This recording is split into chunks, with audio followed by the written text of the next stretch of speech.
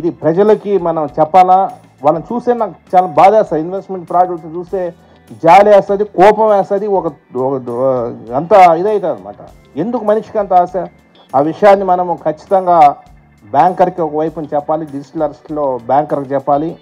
Bank వచ్చే ప్రతి కస్టమర్కి కూడా మనం గట్టిగా చెప్తే కానీ మనము దీన్ని ఇన్వెస్ట్మెంట్ ఫ్రాడ్స్ని మనము ఆపలేము.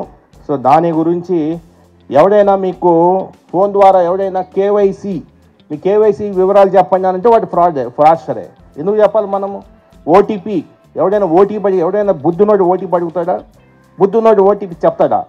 సో ఓటీపీ చెప్పాల్సిన అవసరం ఉంది. ఎవరైనా ఓటీపీ అడిగితే నువ్వు you are vulnerable for cyber crime, you are vulnerable for cyber fraud.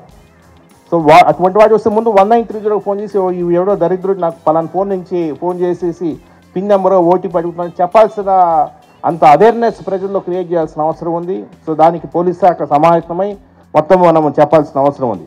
అదేవిధంగా బ్యాంకులు లేక ఫైనాన్షియల్ సంస్థల ద్వారా పెట్టుబడుల్లో యాప్ల ద్వారా పెట్టేటప్పుడు సంబంధిత బ్యాంక్ బ్రాంచ్ని మీరు వ్యక్తిగతంగా సంప్రదించాల్సిన అవసరం ఉంది. ఊరికే తమాష్కి ఏదో ఒక ఇది చూస్తే కాదు, ఒక లింక్ చూసి ఒక యూఆర్ఎల్ చూసి దాన్ని పట్టుకొనేసేసి ఇన్వెస్ట్మెంట్ చేస్తూ ఉంటే పోతారు.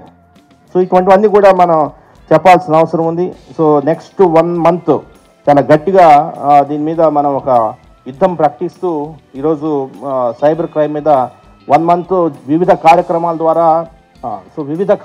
ద్వారా మనము ప్రజల్ని సమాయత్తం చేస్తూ ముందుకెళ్లాల్సిన అవసరం ఉంది.